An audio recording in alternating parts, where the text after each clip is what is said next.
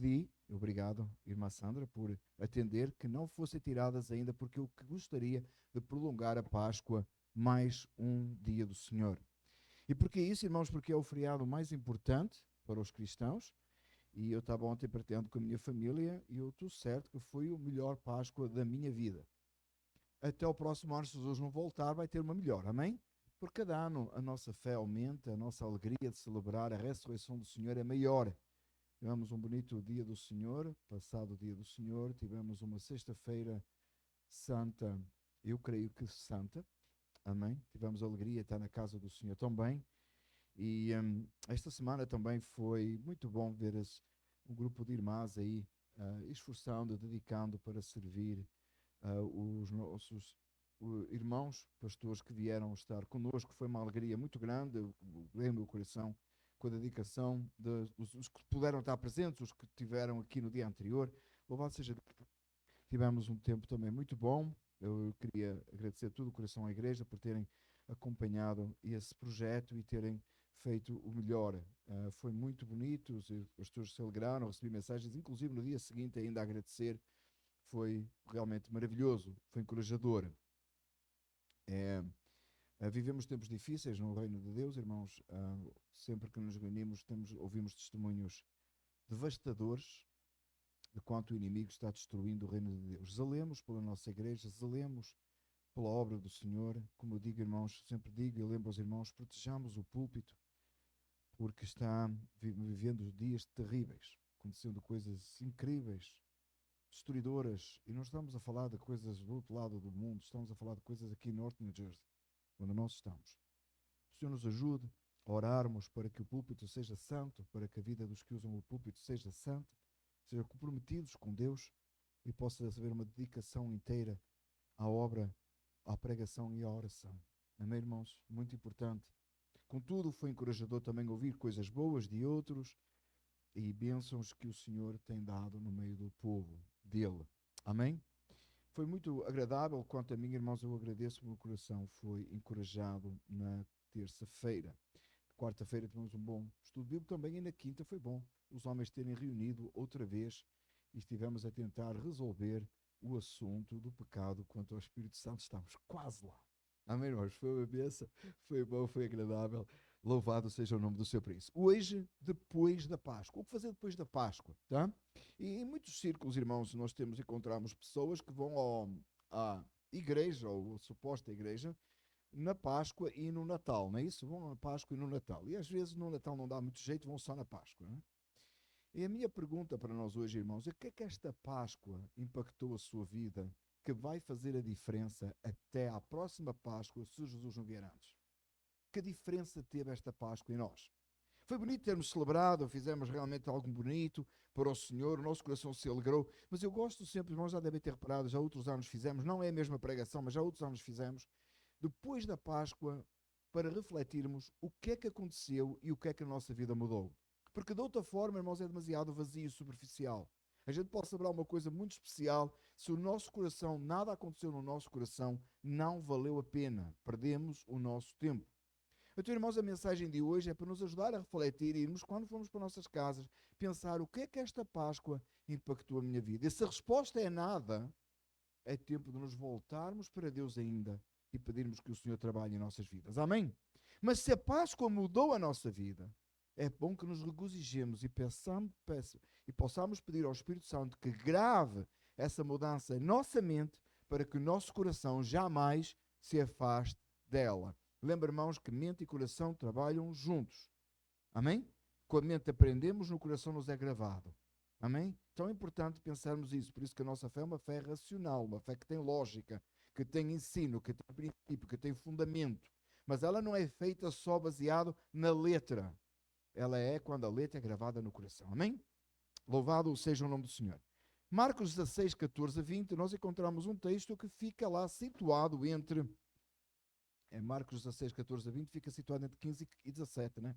Não, fica situado entre a ressurreição do Senhor e a ascensão de Jesus, amém? Muito importante, Jesus ressuscitou e depois o que é que ele disse aos discípulos? Qual era a prática? O que é que eles deviam fazer? Marcos 16, 14 a 20, se vamos encontrar, por favor, fiquem de pé, senão podem acompanhar no boletim que foi preparado com tanto carinho para os irmãos aí. Amém, irmãos? Muito obrigado também por esse trabalho. Marcos 16, 14 a 20. Amém? Todos acharam? Mais tarde, Jesus apareceu aos 11, enquanto eles comiam. Censurou-lhes a incredulidade e a dureza do coração, porque não acreditaram no que tinham visto depois da ressurreição. E disse-lhes: vão pelo mundo todo e preguem o evangelho a todas as pessoas. Quem crer e for batizado será salvo, mas quem não crer será condenado. Esses sinais acompanharão os que crerem. Em meu nome expulsarão demónios, falarão novas línguas, pegarão em serpentes, e se beberem algum veneno mortal, não lhes fará mal nenhum. Imporão as mãos sobre os doentes e estes ficarão curados. Depois de lhes ter falado, o Senhor foi elevado aos céus e assentou-se à direita de Deus. Então os discípulos saíram e pregaram por toda a parte, e o Senhor cooperava com eles, confirmando a palavra com os sinais que a acompanhavam. Oremos, Pai amado, que o Senhor, exaltado nos céus e na terra, tome o primeiro lugar e a mensagem seja conforme está escrita. O Senhor possa trabalhar em nossos corações neste dia. Pedimos em nome de Jesus. Amém. Meus irmãos, podem ficar sentados. Depois de Jesus ressuscitar, Jesus apareceu aos 11, não mais 12, certo? Judas não mais está entre o colégio apostólico. Jesus aparece aos 11 e diz que eles estavam a comer. Já aparece a nossa igreja, não é? Sempre que tem foto da nossa igreja, o pessoal está a comer, não é? Os discípulos estão juntos a comer, os 11. Interessante, amados irmãos, que quão importante é a comida no contexto de comunhão. Amém, irmãos? A gente brinca com isso, mas na verdade é extremamente importante. Porque quando nós estamos juntos, nós partilhamos alguma coisa, nós nos alegramos. E é tão maravilhoso isso. Eles estavam juntos, estavam a comer. Jesus aparece no meio deles. Eu queria só fazer aqui uma parte que muitas vezes é vista a ideia, num outro texto diz que Jesus atravessou a parede e entrou no meio deles quando ele estava com as portas fechadas. E há gente que associa esse facto de Jesus ter a capacidade de fazer isso porque ele tinha o corpo glorificado. Isso não é verdade, irmãos. Jesus podia atravessar a parede e fazer o que ele quiser porque ele é Deus. Tem nada a ver com ter o corpo glorificado. Que há gente que pensa que depois de morrer e estar com Cristo vai virar o Gasparzinho, né? Sabe quem é o Gasparzinho? Aquele demóniozinho lá, fantasma é demónio, irmãos, que passa e atravessa paredes, não é isso? Tem nada a ver de Gasparzinho aqui, tá? Porque Jesus caminhou sobre a água. Certo? Amém? Caminhou sobre a água. Certo? Então ele caminhou sobre a água, atravessar paredes, para ele não é nada. Ele apareceu no meio deles porque ele é Deus. Tá? Tem nada com o facto do corpo glorificado. Tá? Então, embora ele está no corpo glorificado, e estará, e nós estaremos também no corpo glorificado, que ele é o primeiro, e entre muitos. Amém? Diz a Escritura. E essa é a nossa esperança, essa é a nossa certeza, essa é a nossa convicção. Mas, de qualquer maneira, Jesus apareceu entre eles, no meio deles, e uma coisa que Jesus fez, Jesus repreendeu-os. Quanto à incredulidade, versículo 14, quanto à incredulidade e a dureza do coração, porque eles não tinham acreditado naquilo que os tinham visto depois da ressurreição. Como é que a gente aplica este texto a nós, este primeiro versículo? Meus amados, temos nós crido verdadeiramente na ressurreição de Jesus Cristo pelo relato escrito? E você diz assim, claro, acabamos de celebrar a Páscoa, foi a pregação do domingo passado. Tudo que fizemos no domingo passado foi sobre isso, foi sobre a ressurreição. Até as flores que pusemos lá fora era por causa da ressurreição. Claro que eu creio. A pergunta que se coloca é como é que essa verdade que você diz crer muda o seu dia a dia? A nossa esperança está em Cristo? A nossa alegria é o facto que Jesus ressuscitou? Significa que todos os dias do ano, da manhã da ressurreição até à próxima manhã da ressurreição, o nosso gozo maior e satisfação está em Cristo? Conseguimos ter esse gozo eterno em nossas vidas, apesar de dificuldades e dores e sofrimento? Ou temos deixado outras coisas roubar essa alegria e esse encanto que nós temos na ressurreição do Senhor? E, meus amados irmãos, não tem ninguém nesta sala que possa dizer que não tenha já deixado isso acontecer. Nenhum de nós pode dizer não. A minha alegria e satisfação na ressurreição do Senhor é tão grande que eu não deixo que nada que aconteça nesta terra me abata. É mentira, irmãos, porque temos deixado. Jesus repreendeu os discípulos porque eles não tinham verdadeiramente crido naqueles que tinham anunciado. E muitas vezes, meus amados irmãos, nós temos momentos de incredulidade. Sabemos que Ele ressuscitou, sabemos que um dia estaremos com Ele. Mas os afazeres desta vida e as dificuldades e as preocupações nos tendem a roubar esse encanto. Meu amado irmão, quando há alguma coisa se sobrepor ao facto da ressurreição do Senhor, volte-se para a ressurreição. Lembre uma vez mais que Jesus ressuscitou. Lembre-se que essa alegria, essa satisfação máxima, que um dia você estará no céu com Ele para sempre e nada roubará isso de si. Nada roubará isso de si. Nada. Lembra o texto? Nada nos separará do amor de Cristo. Do amor de Deus que está em Cristo. Nem a altura, nem a profundidade, nem qualquer outra coisa. Nem desta terra, nem desta vida, nem do porvir nos pode roubar esta satisfação. Isso é o que o diabo quer, irmãos. É o que Satanás quer. É tirar-nos essa alegria, essa satisfação. Se lhe for tirada essa sólida certeza e confiança, você não tem nada. Eu lembro-me de uma altura, irmãos, tem coisas que gravam na nossa mente e a gente se alegra com isso. E com todo o respeito eu vou dizer isto, irmãos. Eu lembro-me de uma vez eu dizer assim, estava a falar com todo o respeito pela família, com o presbítero Silvério, e que perdi muita coisa dele. Uma vez eu disse assim a ele: a minha esperança, eu tenho a esperança de vida eterna. Ele corrigiu-me e disse assim: eu tenho a certeza. E eu dizia esperança no sentido daquele desejo, né, esperançoso, não era daquele sentido de... E eu penso que talvez, mas ele corrigiu-me e disse: eu tenho a certeza. E eu nunca mais esqueci. E gravei na minha mente. Louvado seja Deus por essa certeza que o nosso irmão tinha, que ele tem hoje. Amém? A certeza que dá para superar qualquer dor, dá-se para superar qualquer angústia, dá para superar qualquer dificuldade, porque ele ressuscitou de entre os mortos. E no versículo 1 do texto, no versículo 14, o primeiro da nossa mensagem, os discípulos tinham duvidado, e nós temos tantas vezes, amados irmãos, todos nós, em momentos de dificuldade, ou às vezes em momentos de demasiado conforto, nós esquecemos que a nossa esperança máxima é o Senhor Jesus Cristo. Não é só nos momentos de dificuldade, às vezes é nos momentos de demasiado conforto. Está tudo a correr tão bem que a gente até esquece. Já parece que estamos no céu, mas não estamos, irmãos. Mas a nossa certeza e confiança é o céu. É onde o Senhor está. Louvado seja o nome do Senhor para sempre. Depois de Jesus ter nos corrigido com relação a isso, a incredulidade e dureza de coração, essa, e você não pode olhar para o texto e dizer assim: como é que eles puderam duvidar? Porque nós temos duvidado. Amém? Quando deixamos que coisas se sobreponham. No versículo 15, Jesus então diz a eles: vão pelo mundo todo e preguem o Evangelho a todas as pessoas. Jesus dá uma ordem, não é um pedido. Isto não é uma sugestão, irmãos. Quando Jesus ressuscitou dentre os mortos, ele não simplesmente ele não deu uma sugestão. Olha, vamos dar uma ideia. A gente às vezes olha para a Escritura e a gente acha que tem muita opinião ali, não é? Tem muita opinião. Não tem não, irmãos. Tem muita ordem. Esta é a ordem, não é opinião. Jesus não deu uma ideia, uma opinião. Hoje é o último culto do mês, é o culto que nós dedicamos a missões, evangelismo e ministérios. Inclusive, irmãos, se sabe a sua oferta é para isso mesmo hoje. Tudo que for recolhido como oferta na casa do Senhor, é isso? É para esse ministério. E eu achei que até ficava bem o texto hoje aqui.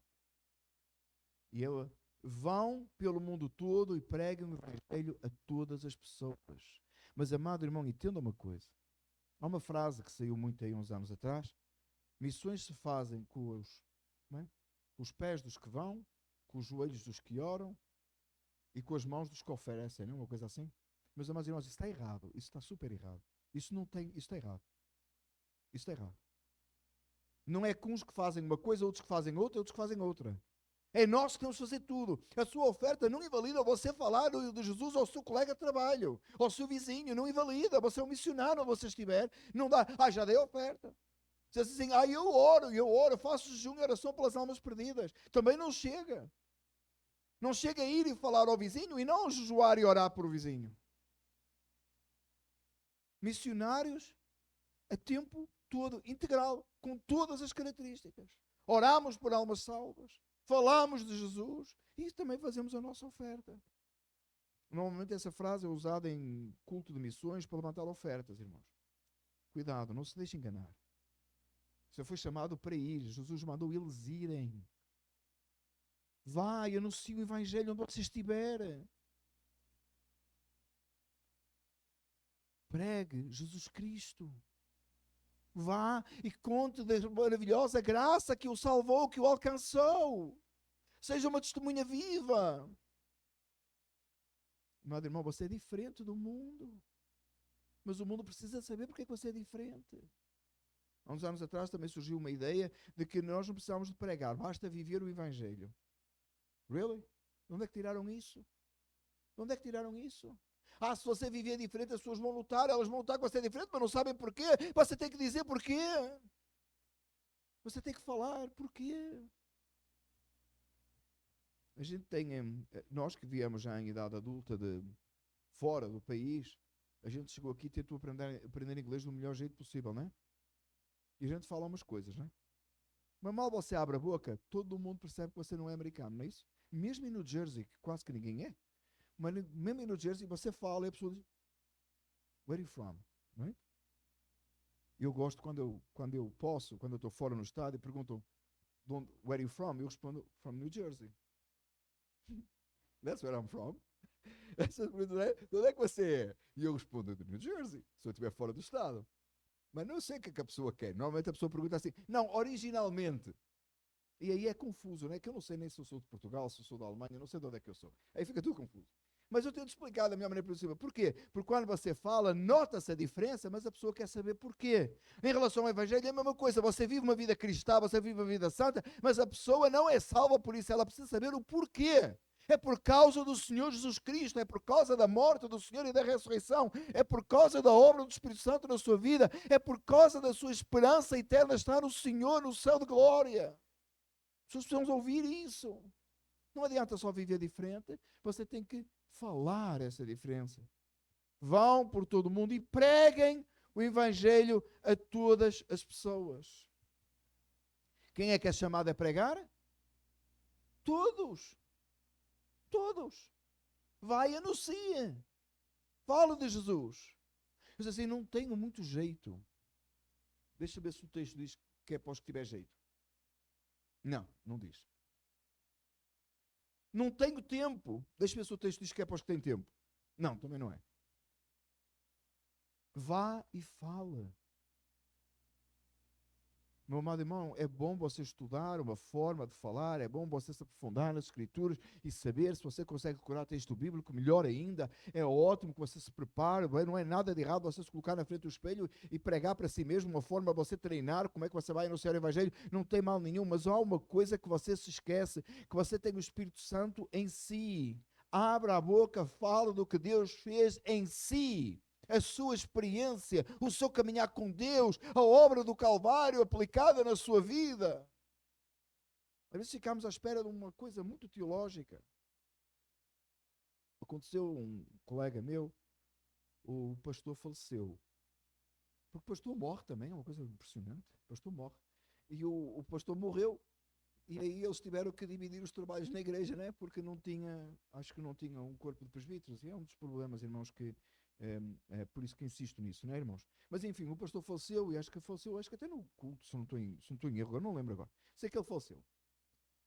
Eles tiveram de dividir os trabalhos e tal, e como o meu colega em evangelismo, é, do departamento de evangelismo, não é?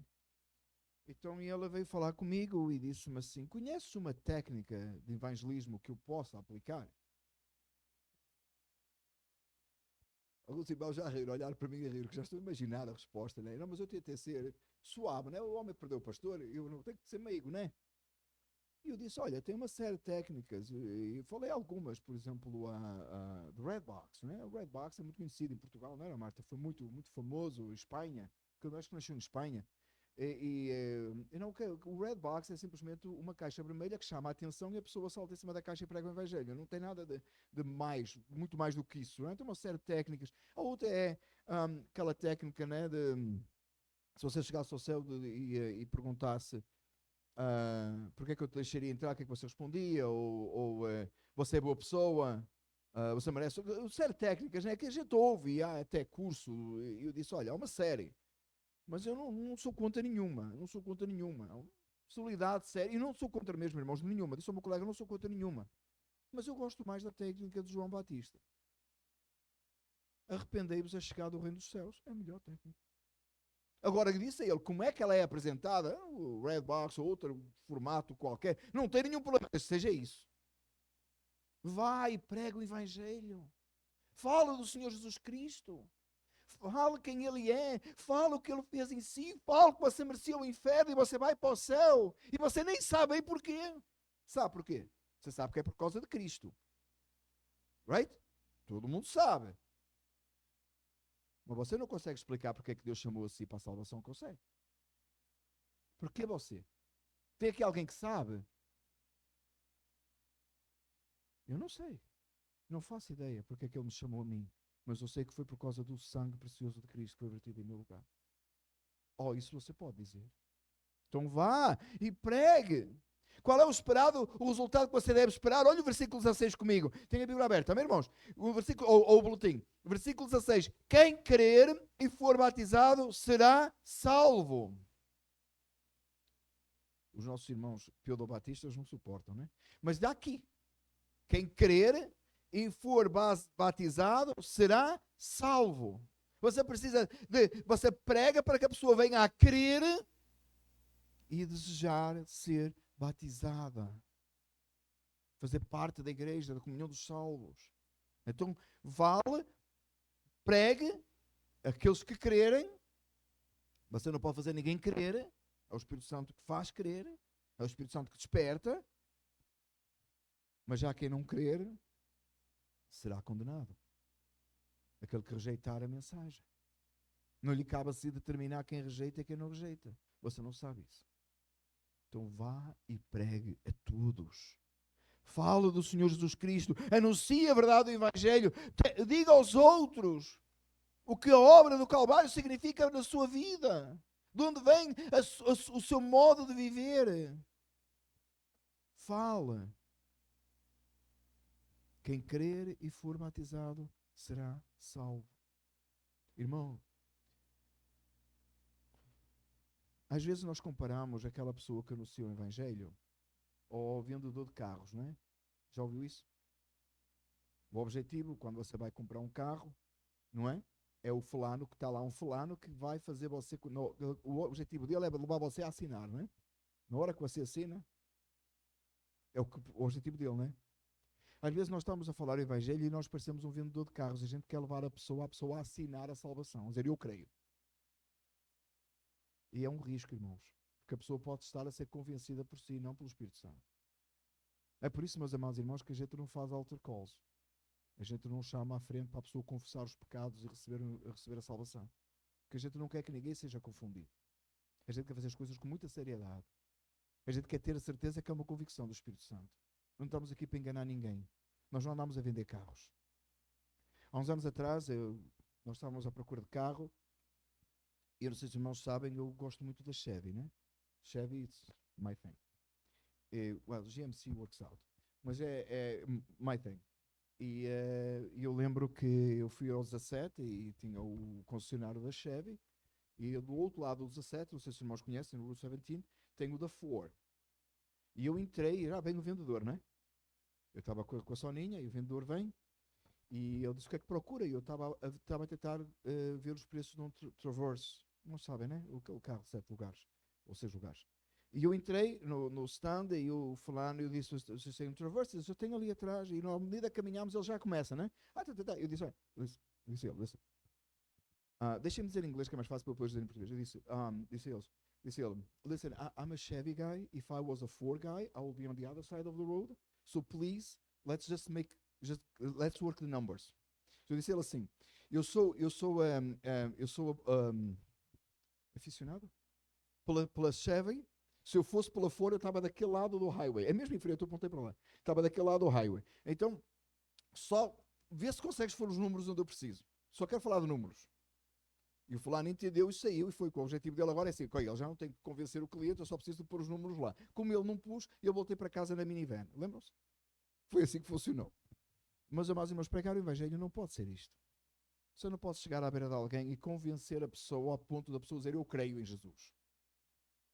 Às vezes a pessoa diz que creio em Jesus para você deixá-la em paz. Não é assim que funciona. Você prega o Evangelho e vive o Evangelho e continua a pregar e continua a anunciar e continua sem parar e insiste, mas deixa sempre em aberto que o convencimento seja do Espírito Santo. Na igreja do primeiro século, as pessoas viravam-se para os apóstolos e diziam assim: o que é que eu tenho que fazer para ser salvo? Não tinha o pregador a deixar uma música ambiente, a diminuir as luzes e pôr um no piano, a ver se alguém se convence e ficar insistindo, dá uma chance para Jesus, venha Jesus, como um pedinte. Nós pregamos uma mensagem que ela é poder de Deus para a salvação de todo aquele que crê. Nós pregamos uma mensagem poderosa que o Espírito Santo usa para que almas se rendam à verdade absoluta de que Jesus é o Senhor. Não engane gente. Não convença a gente. Uma das preocupações quando alguém chega perto de mim e diz assim: pastor, aquela mensagem lá naquele dia e tal, irmãos, eu tenho receio, eu temo que tenha sido eu que convenci. Normalmente quando passa um tempo, foi o Espírito Santo. Ao fim de um tempo a gente sabe se foi o Espírito Santo. Porque se for eu, você vai esquecer. Você vai esquecer. Um dos pastores ali, nosso amigo, estava a contar na terça-feira, que uma vez tinha uma pessoa na igreja que não gostava, literalmente não gostava dele, implicava com ele, com tudo. E uma altura chegou à beira dele e disse assim: sabe o que é que eu ouvi de um pregador? E disse a frase. E ele disse: que bom. Depois ele contou-nos a nós que era ele que tinha dito aquela frase.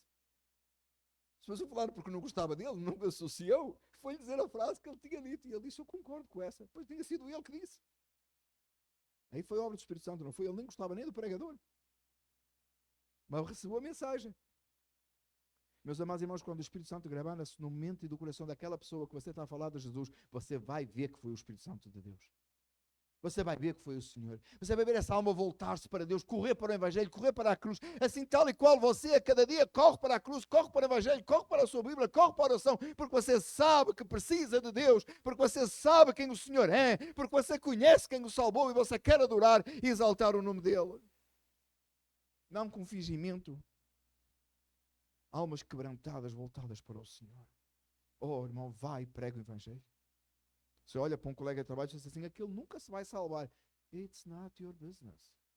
Não é da sua conta. Pregue.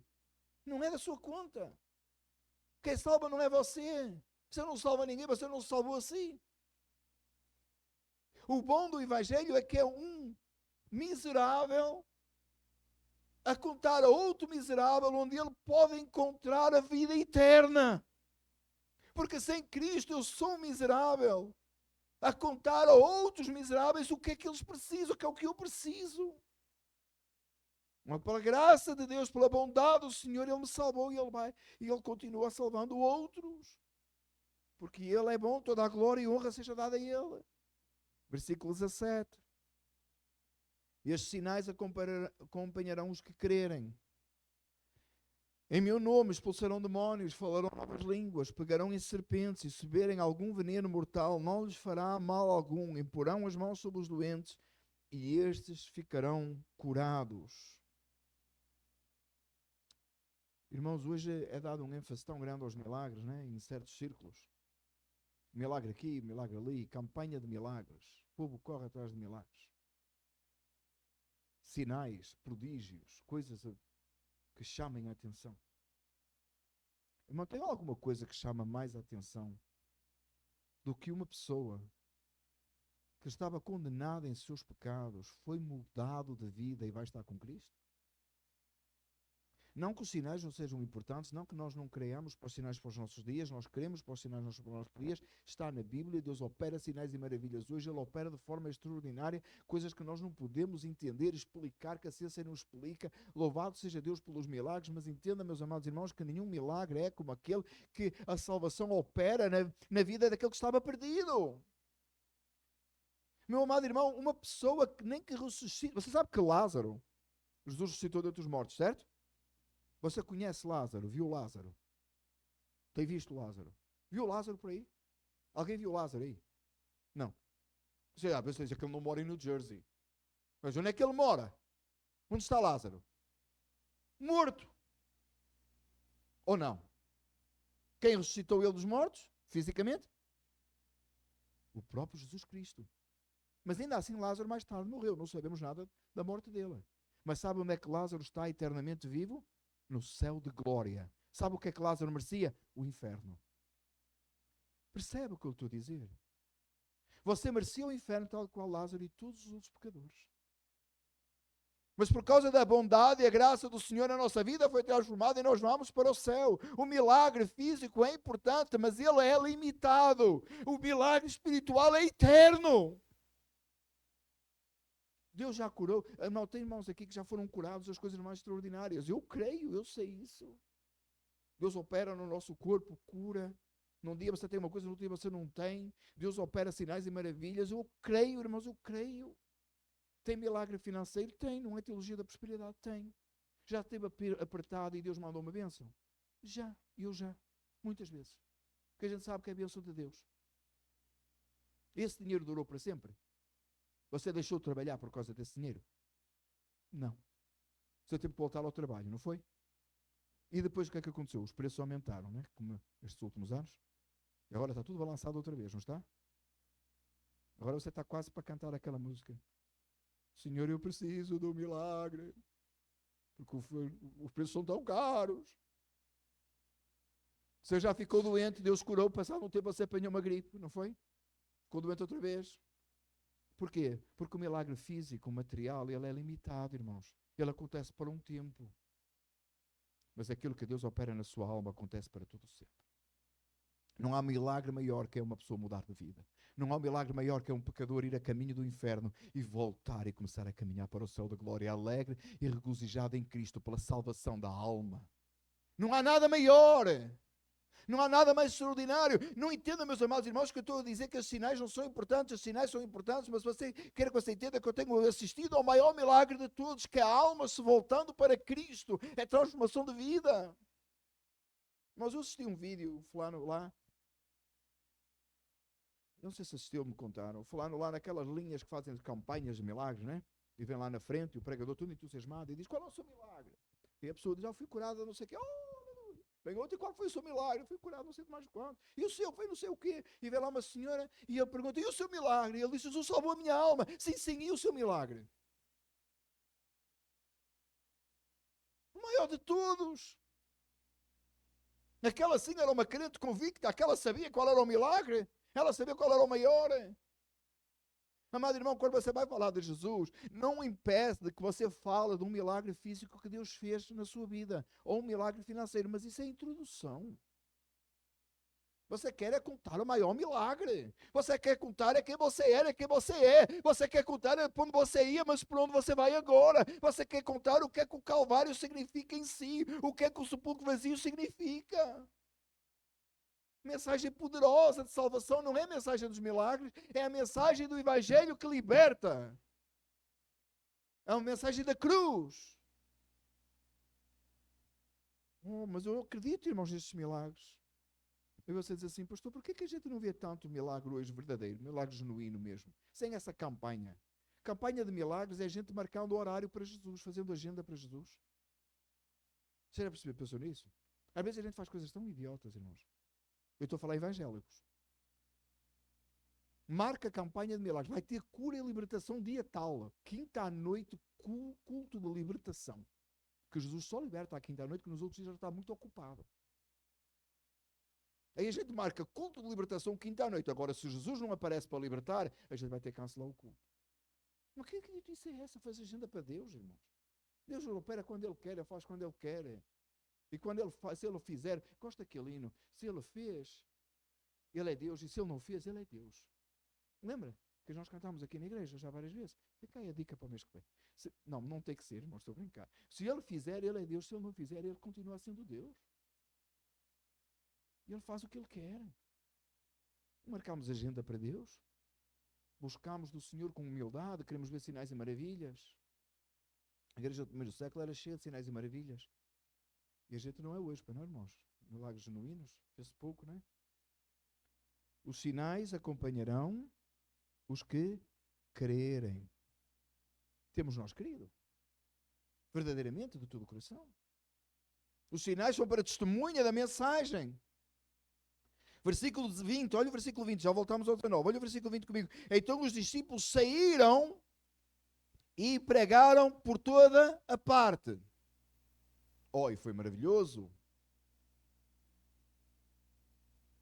Eles chegaram ao ponto de chamar a atenção do próprio imperador de Roma e de todo o Roma fazer até um espetáculo cristão, não foi? Com os leões a comê-los nas arenas. Serem perseguidos, mortos, famílias inteiras lançadas aos leões para serem comidos, devorados. Você já pensou no primeiro século? Que a palavra do Senhor diz que os discípulos, os cristãos, tinham prazer em sofrer pela causa do Evangelho. Eles sofriam com alegria. Um pai de família vinha ao Evangelho, sabia que era muito possível que breve ele, a esposa e os filhos fossem postos diante dos leões para serem comidos. Eu gosto daquelas imagens que me faz pensar nisso. Onde está um chefe de família com uma criança no colo, com a mão dada à esposa, a esposa dada a mão aos filhos, e todos diante, à espera que o leão saísse e os comesse e os tragasse na praça pública, como um espetáculo. Hoje fazemos concerto gospel e outras palhaçadas assim para chamar a atenção das pessoas. Hoje fazemos todo o tipo de aberração, luzes, imagem, mídia. Parece um espetáculo, o culto virou um espetáculo. Espetáculo, ou coisa digna de se ver, é almas quebrantadas, rasgadas aos pés do Senhor, clamando por perdão. Isso é avivamento. Almas voltando para Deus. Diz o texto que os discípulos saíram e pregaram por toda a parte, custou-lhes a vida. Diz a história que dos 11, 10 morreram, foram martirizados pela causa do Evangelho. E João foi lançado lá no óleo fervente, ou azeite fervente, e depois foi exilado na ilha de Patmos, onde ele escreveu o Apocalipse. Onde ele recebeu a revelação do Apocalipse. Pensa-se que ele não escreveu em Patmos, mas recebeu em Patmos. Meus irmãos devem imaginar, ele não levou o laptop com ele e não tinha um printer para escrever em Patmos, não é? Ele terá recebido a revelação e terá escrito depois. Diz o texto, versículo 20, no final, confirmando-lhes a palavra. O Senhor confirmando, cooperava com eles, o Senhor estava com eles, o Senhor cooperava com eles, o Senhor era com eles e confirmava a palavra com os sinais que a acompanhavam. Estamos pregando o Evangelho de tal forma que vejamos esses sinais. Estamos nós comprometidos de tal maneira com crer para vermos sinais e maravilhas e milagres? A resposta é pelo menos não ao nível dos apóstolos. Que o Senhor nos ajude e nos desperte esta manhã, para crermos verdadeiramente e nos envolvermos. Versículo 19. Voltamos para trás agora. Depois de lhes ter falado, depois de Jesus ter dado estas indicações, o Senhor foi elevado aos céus e assentou-se à direita de Deus. O que é que aconteceu entre a Páscoa e a ascensão de Jesus? Jesus repreendeu, neste texto, Jesus repreendeu os discípulos por eles não estarem a crer inteiramente. Ordenou-os a ir pregar. Indicou que uns haveriam de crer, ser batizados, e outros não haveriam de não crer. Disse-lhe que sinais aconteceriam. Os discípulos foram, então, e pregaram por toda a parte. 2000 anos depois, em Mount Clare, 28 de George Street, tem uma igreja que é fruto deste trabalho. Você percebe que você é fruto deste trabalho? Você percebe que gerações se passaram umas após outras? O Evangelho foi proclamado, foi desenvolvendo, chegando a outros lugares, não desenvolvendo o Evangelho em si, mas chegando a outros lugares, e hoje chegou, e aqui estamos nós esta manhã. O mesmo Senhor, o mesmo Espírito, a mesma ordem, ir e pregar. Amado irmão, pregue o Evangelho. Viva o Evangelho. Olhe a igreja do primeiro século e seja a mesma coisa. Atos 1:8, para terminarmos. Diz assim a palavra do Senhor: mas receberão poder quando o Espírito Santo descer sobre vocês, e ser-me-ão testemunhas em Jerusalém, em toda a Judeia e Samaria e até aos confins da terra. Esta palavra tem, tem-se cumprido e continua-se a cumprir, e assim será até à volta de Jesus. No tempo dos apóstolos eles fizeram, os pais da igreja, os reformadores, e hoje somos nós. Esta é a nossa vez. É a nossa vez de levar a sério. É a nossa vez de levar esta missão. A Páscoa não terminou a semana passada e ficou fechada lá na segunda-feira, ou de manhã, ou no domingo à noite. E agora guardamos para o próximo ano. Sim, a gente vai tirar as decorações, eventualmente. Por mim podia ficar o ano todo, mas vamos tirar. Vamos tirar as decorações, mas não tiremos dos nossos corações. Tiremos as decorações, mas não dos nossos corações. Ficou bonito, não é? Gravemos em nosso coração, irmãos, o que a Páscoa realmente significa. Que possamos buscar este enchimento do Espírito Santo para sairmos e anunciarmos a palavra, destemidamente, pregando o Senhor Jesus Cristo. Queremos ver almas rendidas aos pés do Senhor. Queremos ver mais gente celebrando a Páscoa. Queremos ver mais gente glorificando a Deus. Queremos ver vidas santas diante do Senhor. Queremos ver sinais e maravilhas. Queremos ver que todas estas coisas aconteçam. Queremos ver um avivamento. Um dos devocionais desta semana que vem vai ser sobre avivamento. Leia sobre isso. O que é um avivamento? É um monte de gente a pular e a saltar e a cantar músicas gospel? Não. É almas rendidas aos pés do Senhor. É almas voltando-se para Cristo.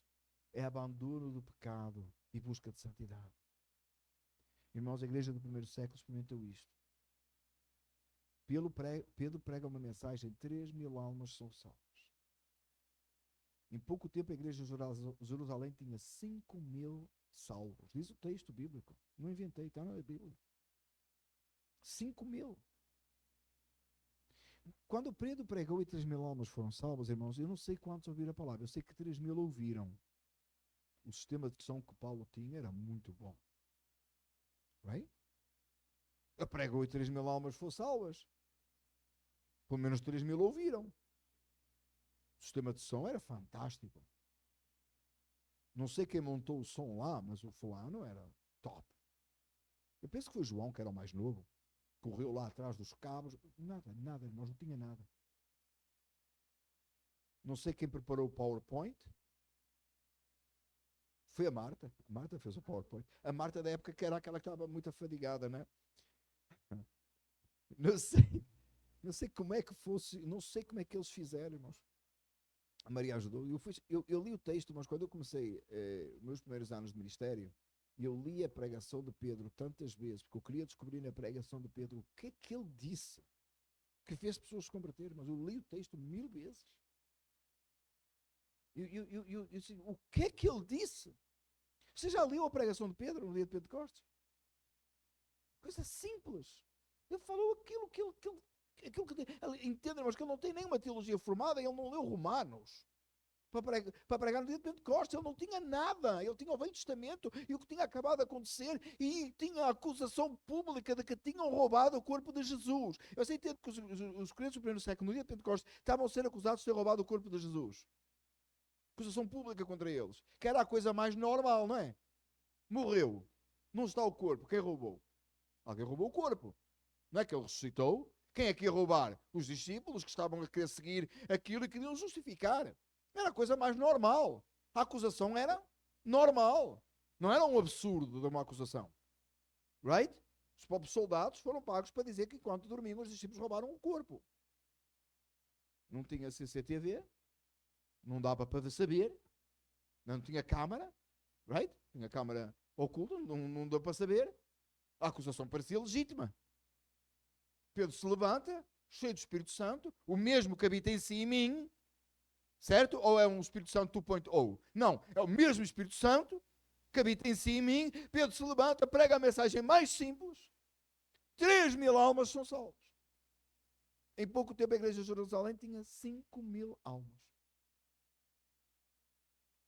O Tiago da época teve que fazer cartão de membro para 5.000.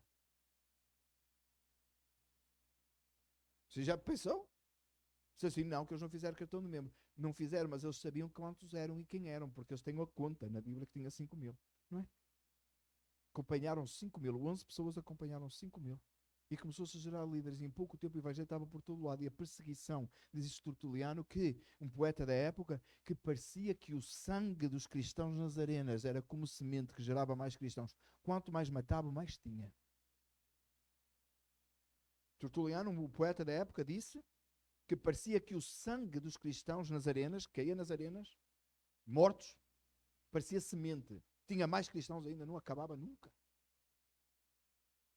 Sabe porquê que não acabava? Porque aquilo que Deus estabelece não termina. Porque Jesus tinha dito que nem as portas do inferno podiam prevalecer contra a igreja. 2000 anos depois, aqui estamos nós. Esta é a nossa vez.